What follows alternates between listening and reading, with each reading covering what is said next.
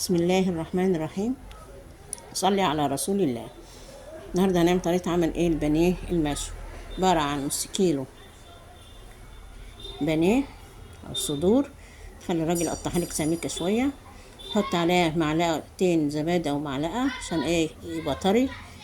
وما تنسيش ونحط الخل، كان فيه ليمون برضو، معلقة اللهم صل على النبي صلصة، ومعلقة دبس رمان أو معلقتين، ومعلقة عسل اسود.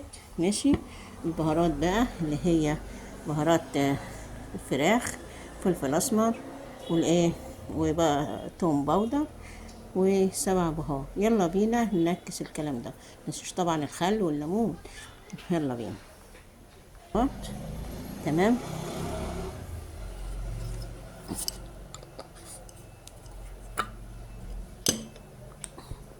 حط دبس الرمان.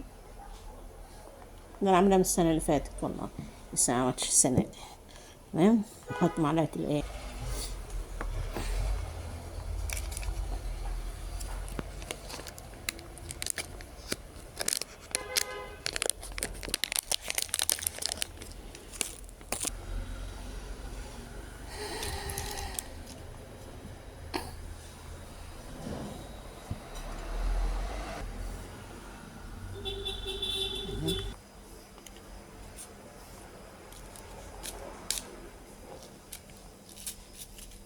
نمزجه بقى كويس ونحطه في الصينيه.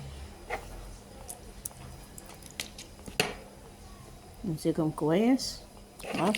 مينفعش الا كده.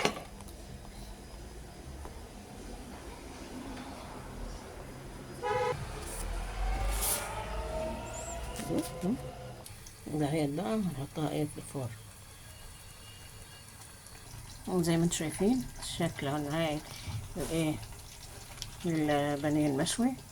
ناخده بقى حتة الفحمة ديت ونحطه. نحط لها حتة فحمة، نغطي عليها بقى شوية كده.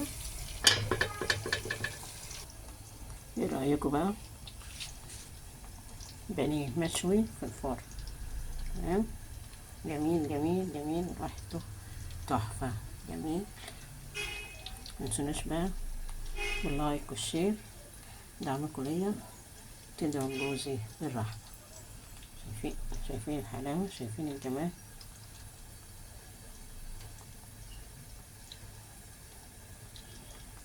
طري طري جوسي خالص خالص خالص. شايفين. واو واو واو واو. طعمه خطير خطير خطير.